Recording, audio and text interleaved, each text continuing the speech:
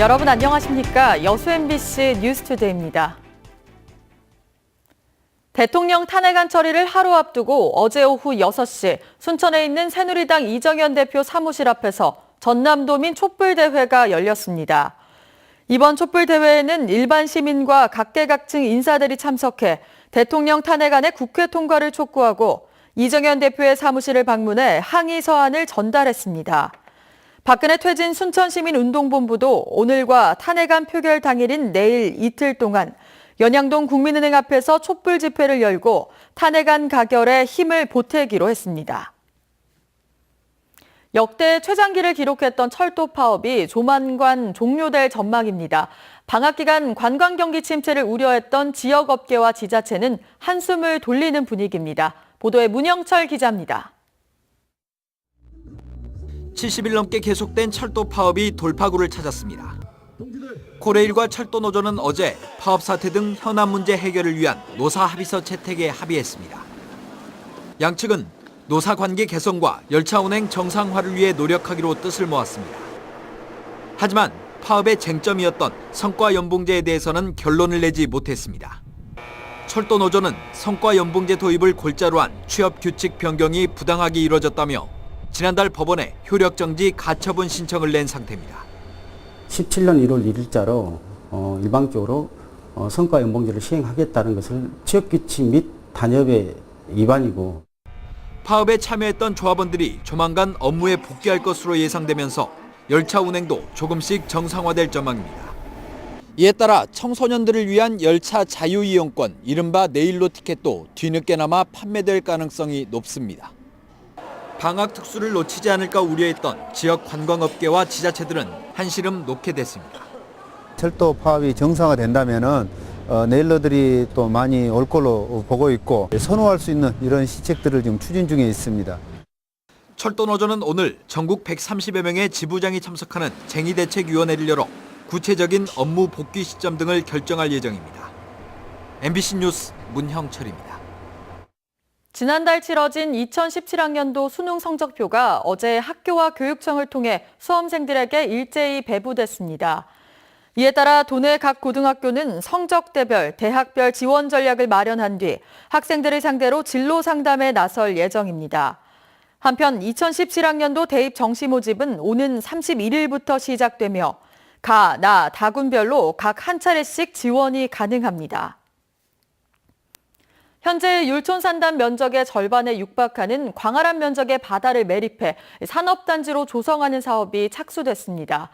광양만 해역을 중심으로 다양한 산업단지 조성 계획들이 속도를 내고 있습니다. 박광수 기자가 취재했습니다. 직경 1m의 대형 관로를 타고 준솔터를 머금은 바닷물이 쉴 새 없이 뿜어져 나옵니다. 4제곱킬로미터, 축구장 600개 면적으로 구획된 광양만 연안해역에 지난달부터 매립 사업이 착수됐습니다.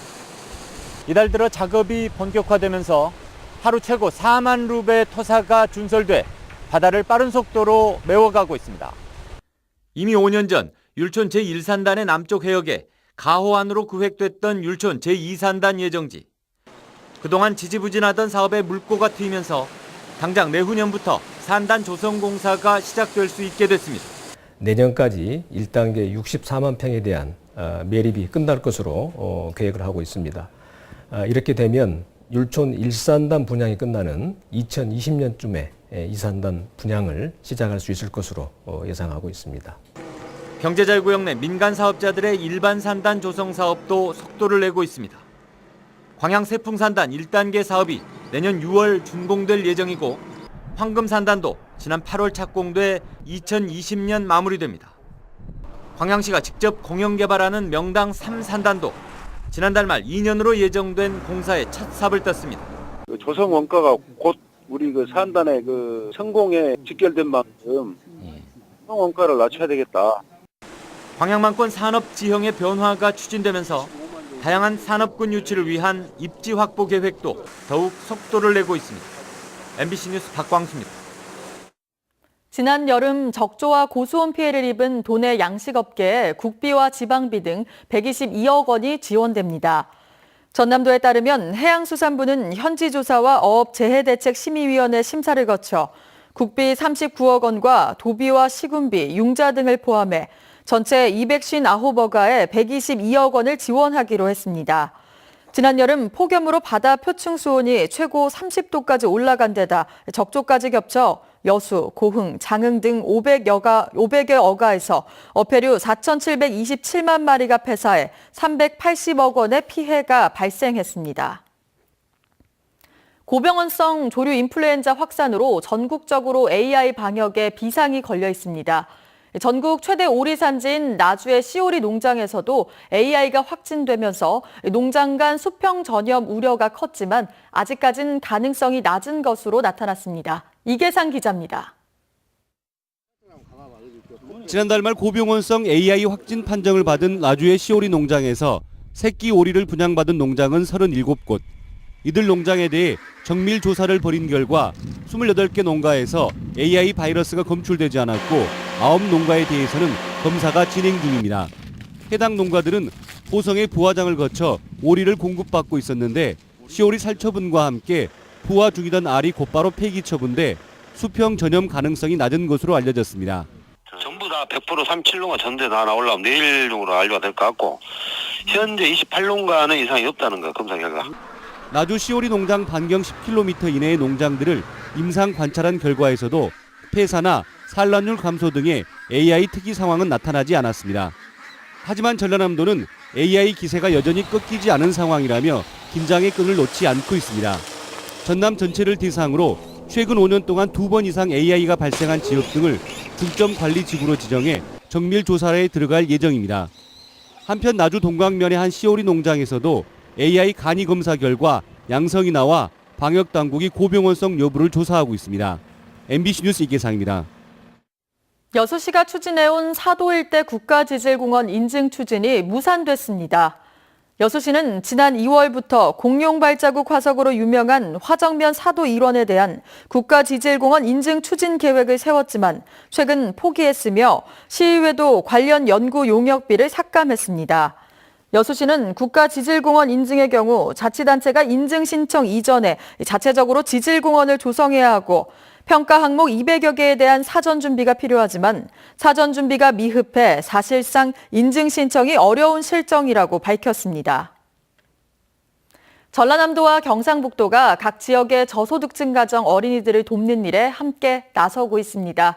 경북 주민들이 모금한 후원금으로 해남에 사는 7남매가 새 집을 갖게 됐습니다. 김진선 기자입니다.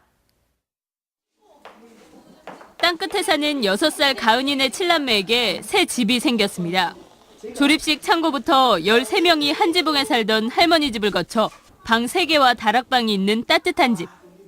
선천성 백내장으로 아픈 가은이도 큰 화상을 입은 3살 동생도 이제는 추위에 떨지 않게 됐습니다. 정말 우리 집인가 싶어가지고 잠도 안 오고 그냥 아이들도 이제 좋아하긴 하는데 이제 너무 따뜻해서 이제 다른 걸 떠나서 너무 따뜻해서 너무 좋아하는 거예요. 전남과 경북이 함께 추진한 천사 보금자리 1호 주택으로 경북 주민들이 모금한 5천만 원으로 지어졌습니다. 각 지역에서 1,004명의 후원자를 발굴해 저소득 가정 아동을 교차 지원해주는 사업으로 지난 9월 경북에서도 전남의 후원금으로 1호 집이 완공됐습니다. 동서합이 세대 간, 지역 간, 계층 간 어떤 화합을 통해서 우리 자라나는 세대의 어떤 꿈과 희망을 심어주기 위해서 만든 제도입니다. 동서화합 천사 프로젝트는 한 달에 10,000원을 정기 후원해줄 1,004명을 각각 모아 양지역 저소득 가정 아동들을 지속적으로 지원할 예정입니다. MBC 뉴스 김진선입니다. 상습 과적 운전자에 대한 벌금 부과 방안이 추진됩니다. 한국도로공사는 지금까지 과적 단속 후 처벌이 약해 과적 운행이 줄지 않는다고 보고 화물 운전자가 연 2회 이상 과적 단속에 적발되면 도로교통법 위반으로 경찰에 고발 후 벌점을 부과하는 방안을 내년부터 추진하기로 했습니다. 현재 과적 운전자는 단속에 적발되면 300만 원 이하의 과태료 처분을 받았지만 내년부터는 벌점 15점과 벌금 5만 원을 추가로 부과받게 됩니다. 고흥군의 청렴도가 지난해에 비해 하락하면서 최하위 등급을 기록했습니다.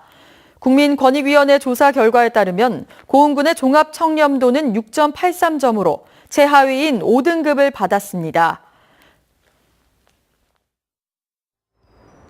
네, 오늘 출근길 하늘은 대체로 맑지만요. 안개가 짙게 낀 곳이 많습니다. 내륙 지방을 중심으로는 안개주의보가 내려진 가운데 현재 양주와 논산의 가시거리가 40m까지 짧아져 있고요. 고창 60m 등 100m가 채 되지 않는 곳이 많습니다. 여기에 미세먼지까지 머물고 있는데요. 오전까지는 수도권 등 서쪽 지역과 남부 일부 지역을 중심으로 공기가 탁하겠습니다. 호흡기 약하신 분들 주의하셔야겠습니다. 밤부터는 또다시 비나 눈이 내리겠는데요. 먹구름이 몰려와 오후부터는 차츰 하늘이 흐려지겠고요. 퇴근길 수도권을 시작으로 밤 사이에는 그 밖에 전국으로 확대되겠습니다. 대부분 지역이 비로 내리겠고요. 비교적 기온이 낮은 강원 영서에는 최고 5cm, 그 밖에 경기 동부와 충북 북부, 경북 북부에도 1cm가량의 눈이 내려 쌓이겠습니다. 출근길 이 시각 현재 기온 보시면 서울 영하 2.6도, 대구 영하 1.8도로 어제 아침만큼이나 추운데요.